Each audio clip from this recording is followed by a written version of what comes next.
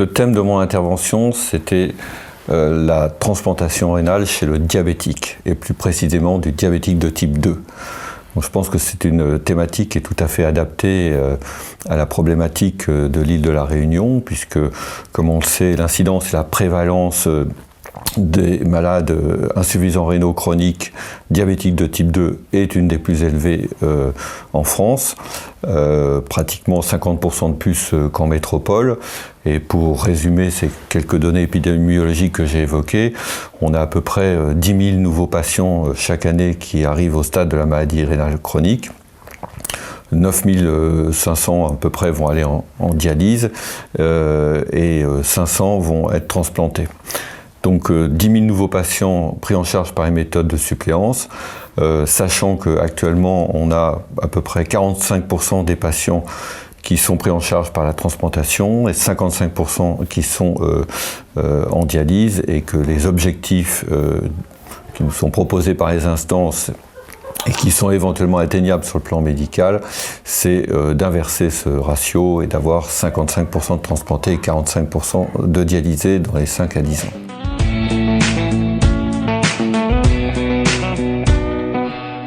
Alors bien évidemment,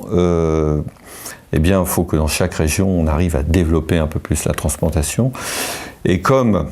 malgré tout, à peu près 30 à 60% des patients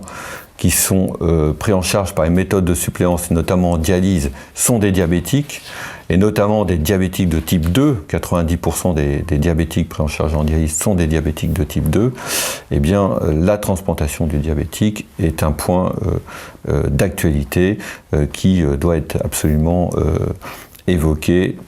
et analysé par toutes les équipes en charge de l'insuffisance rénale terminale. Alors, le problème avec le diabétique de type 2, c'est que il y a 10-15 ans, ces patients n'avaient même pas accès à la transplantation. Actuellement, on considère qu'il y a à peu près 7 à 10% des patients transplantés qui sont transplantés avec un diagnostic de néphropathie initiale de diabète de type 2. Et à peu près, quand on regarde sur les listes d'attente de transplantation, les patients qui ont entre 40 et 60 ans et qui sont diabétiques de type 2 bénéficient d'une inscription sur la liste qu'à hauteur de 30%.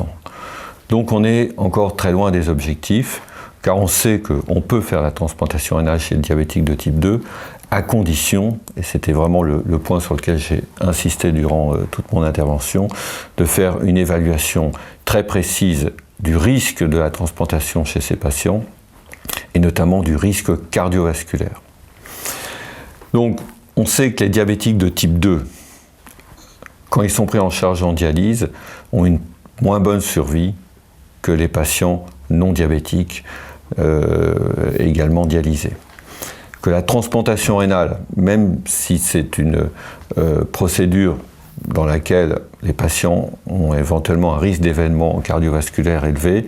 va apporter un gain en termes d'espérance de vie. Et pour donner un exemple, par rapport à la dialyse, on peut considérer qu'entre 40 et 60 ans, le gain en termes d'espérance de vie est d'environ 6 à 8 ans, et au-delà de 60 ans, il est d'environ au moins 3 ans par rapport au fait de rester en dialyse ou sur une liste d'attente. Donc, nous avons intérêt pour nos patients, et je le rappelle aussi en termes de santé publique, à développer la transplantation rénale pour ces patients.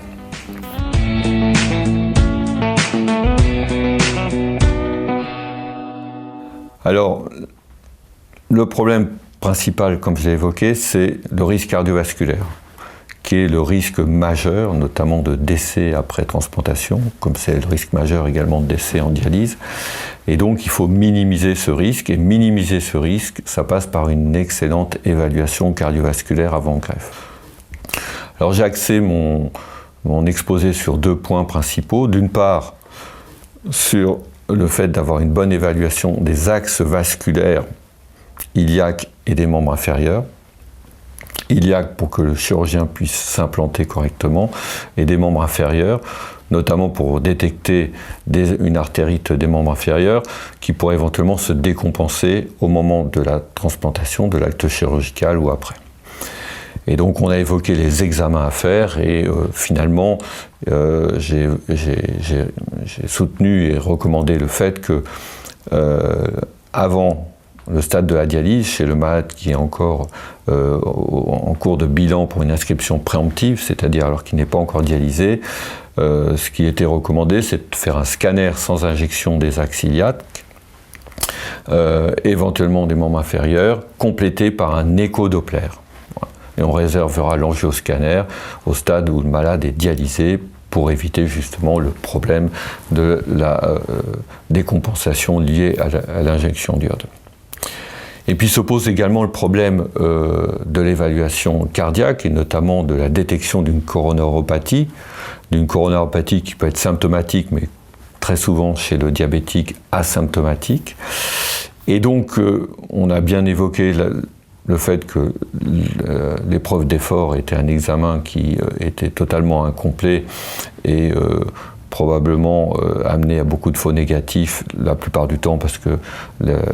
l'examen n'était pas réalisé de façon optimale. Et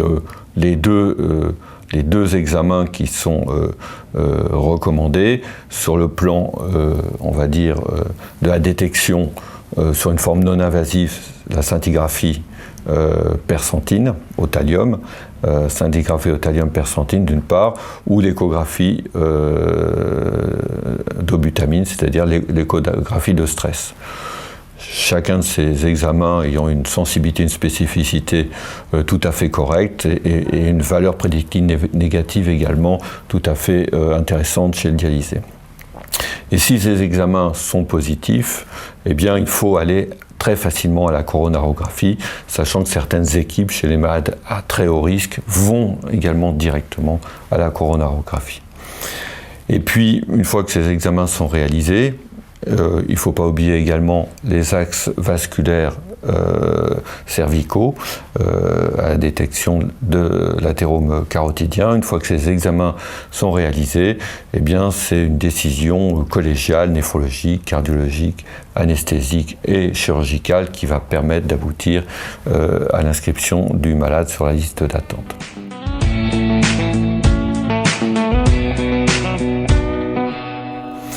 Donc voilà un petit peu, en gros, l'essentiel de mon intervention et qui avait pour objectif finalement peut-être de dédramatiser un peu la greffe chez le diabétique de type 2.